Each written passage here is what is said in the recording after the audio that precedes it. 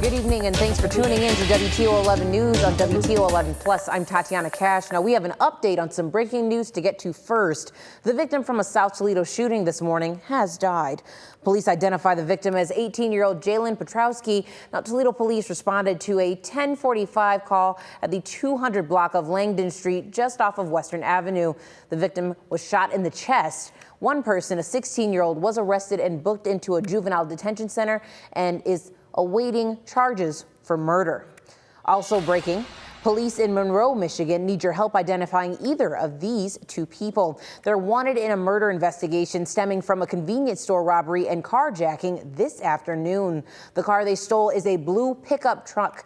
If you can help police find these people, either identify who they are, go ahead and call. You can see there on the lower part of your screen. That is 734-243-7518. Again, that's 734-243-7518.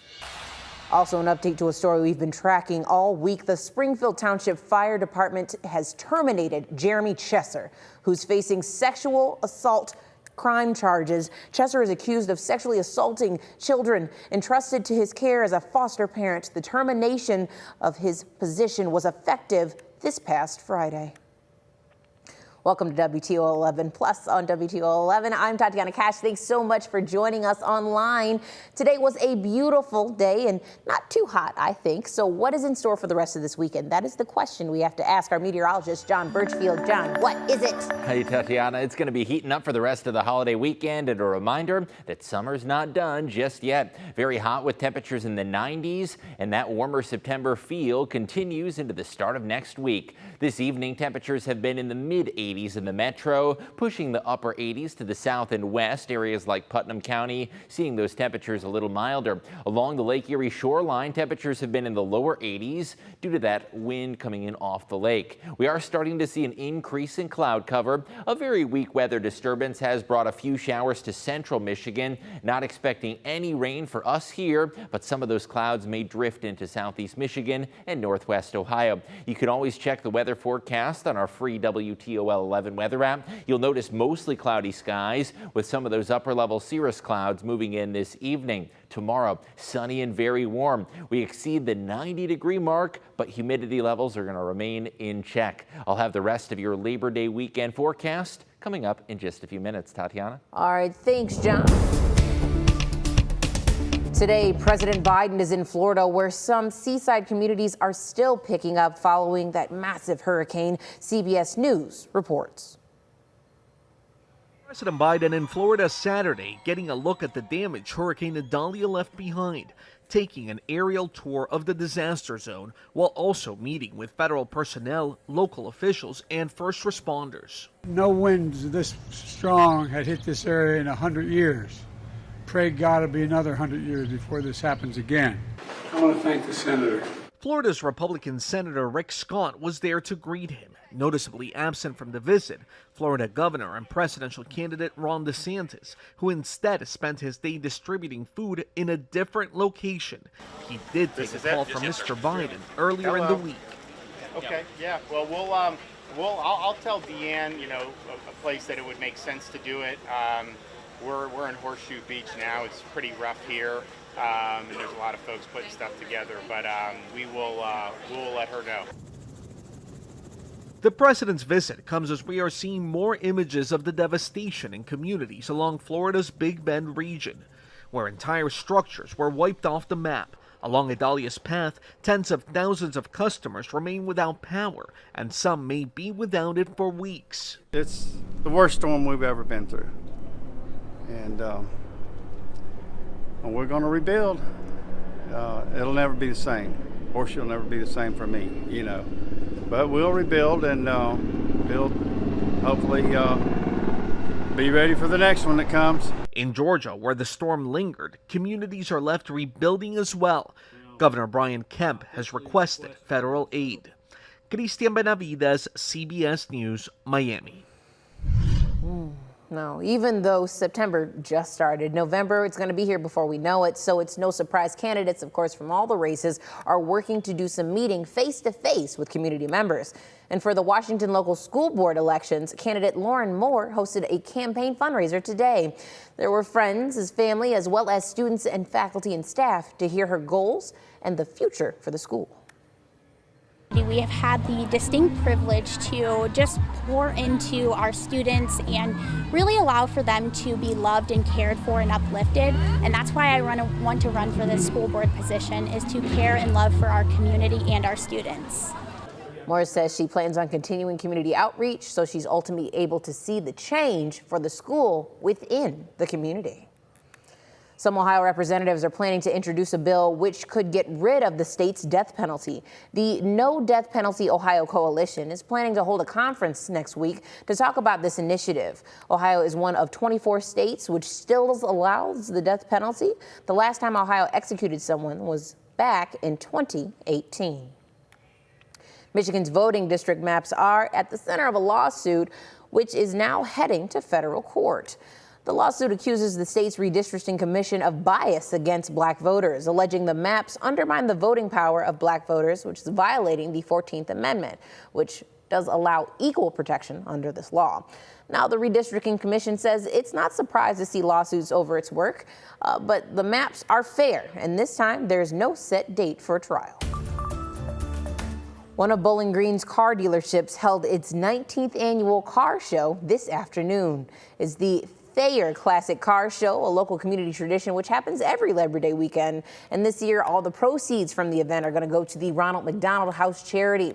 The community comes together to show off their passion for very sleek cars. Enthusiasts say this is what was pushed Thayer forward to host the car show. There's just some really cool old classic cars that you don't see every day, and people don't bring them out. They come out for the shows to show you their cars, and that's the coolest.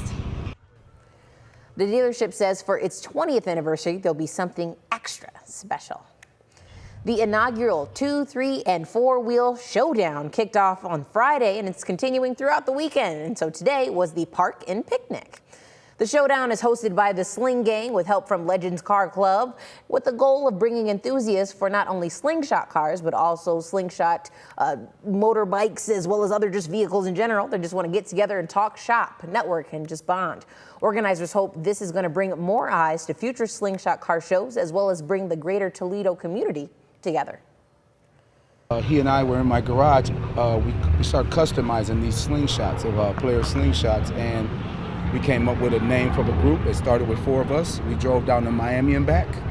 And after that, social media kind of picked us up, and we just got bigger and bigger and bigger. We started growing. We started growing very fast. All right, now today's event is going to end with an LED night ride, which is super cool if you've driven around downtown at all. And tomorrow will be a car show showdown at Lasky and Jackman, which is open, of course, to the public. Now let's talk coolness with cars, yes? Yeah, certainly good weather, Tatiana, to roll with the windows down, temperatures surging to the 90s. It is going to be a hot conclusion to the holiday weekend with near record warmth likely for your Labor Day. You may have noticed a few of those upper level wispy cirrus clouds in the sky. Nothing that'll bring us rainfall with a very mild setting. Temperatures in the 80s and that southwest breeze kicking up and feeling a little bit gusty. 85 in the metro, lower 80s along the Lake Erie shoreline, and that balmy water temperature of 74 going to make for a mild day out on the lake tomorrow. We are dry in northwest Ohio and southeastern Michigan. However, a weak weather disturbance has brought a few showers to central and northern Michigan, and some of those clouds may drift their way into our neck of the woods tonight. Dry weather expected, but you will notice an uptick in cloud cover. That free WTOL 11 weather app is a fantastic place to get that forecast information, and you'll also see some of those clouds starting to roll in high atop downtown Toledo as well.